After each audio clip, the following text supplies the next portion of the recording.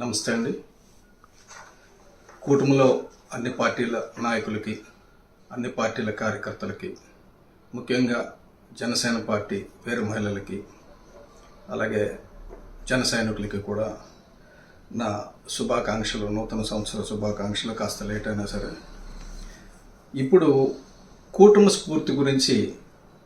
స్ఫూర్తికి విఘాతం కలిగే పరిస్థితి గురించి నేను కాస్త బహిరంగంగానే చర్చించాలనుకున్నాను. ఎందుకంటే ఇది నార్మల్గా అంతర్గతంగా చర్చించాల్సిన విషయం అయినప్పటికీ, ఎందుకంటే అధినాయకత్వానికి క్షేత్రస్థాయిలో జరుగుతున్న విషయాలు అటు చంద్రబాబు నాయుడు గారికి కానీ, ఇటు పవన్ కళ్యాణ్ గారికి కానీ, లేదంటే బీజేపీ మాధవ్ గారికి కానీ కొన్ని విషయాలు క్షేత్రస్థాయిలో జరుగుతున్నది నా ద్వారా నేను వారికి తెలియజేస్తున్నాను.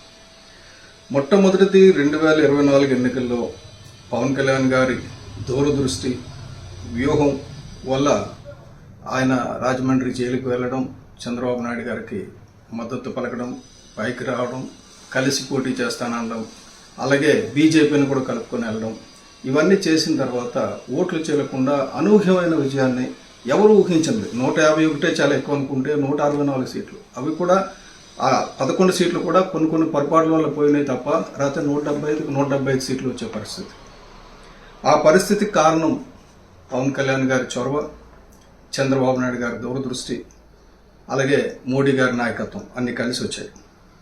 అయితే అది ఈ రానున్న స్థానిక ఎన్నికల్లో కానీ, రాకపోతే 2029 అసెంబ్లీ పార్లమెంట్ ఎన్నికల్లో కానీ మళ్ళీ రిపీట్ అవ్వాలంటే మనం అనుకున్న ఒప్పందం, joint agreement has to be implemented at the grass root level. క్షేత్ర స్థాయిలో మనం అనుకున్నవి అమలు జరగాలి.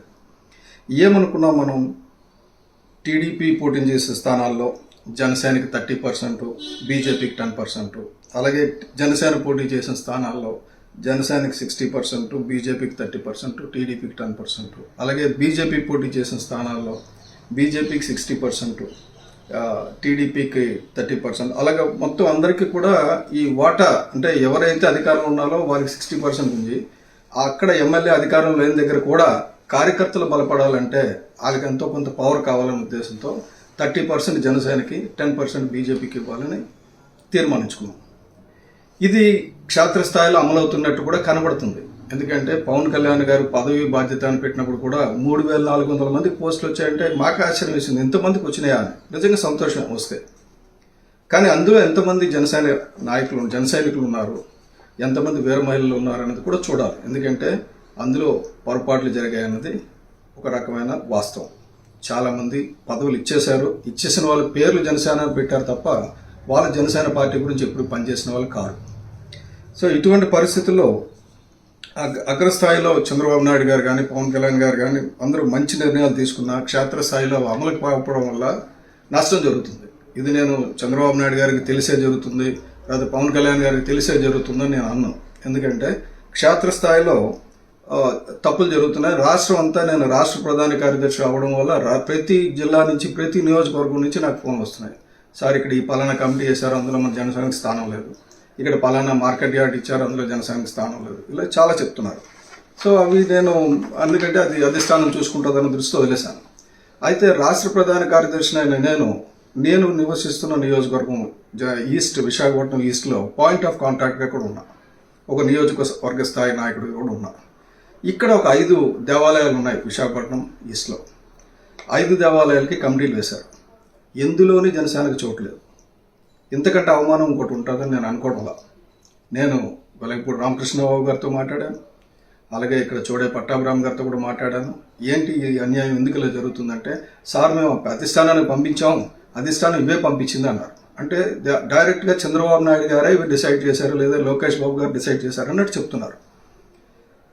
నిజంగా అది జరిగిందా అంటే నేను జరుగుతుందని నేను అనుకోను. ఎందుకంటే వాళ్ళిద్దరికీ పవన్ కళ్యాణ్ గారు అంటే అభిమానం ఉంది, వాళ్ళిద్దరికీ క్షేత్రస్థాయిలో అన్ని పార్టీలు కలిసి వెళ్ళాలని ఉంది. అయితే మరి నిన్న కరకచెట్టు పాలమాంబ, ఎవరైతే మత్స్యకార దేవత, మత్స్యకారు అందరూ కూడా, ఉత్తరాంధ్రలోని మత్స్యకారులందరూ కూడా కరకచెట్టు పాలమాంబ అంటే అత్యంత పవిత్రమైన గుడి, అత్యంత ప్రభావవంతమైన గుడి. ఆ దేవాలయానికి కమిటీలు నిన్న ప్రమాణ స్వీకారం చేసింది. నిన్న ప్రమాణ స్వీకారం చేసిన 11 మంది సభ్యుల్లో 10 మంది టీడీపీ, ఒక్కరు బీజేపీ. జనసేన 0. నేను ఎమ్మెల్యే గారిని అడిగా, ఏంటి అంటే లేదండి ఇవ్వాలండి, మీకు తప్పు జరిగింది. తప్పు జరగడం అంటే 30% అడిగారు, 3 సీట్లు ఇవ్వాలి కదా, 3 కాకపోతే 2 ఇవ్వాలి, 2 కాకపోతే 1 ఇవ్వాలి, 1 కూడా లేకుండా 0 అన్నది కరెక్ట్ కాదండి, ఇది నేను పైకి తీసుకెళ్తున్నాను అని కూడా చెప్పాను. వాళ్ళు చాలా మర్యాదగానే చెప్పారు.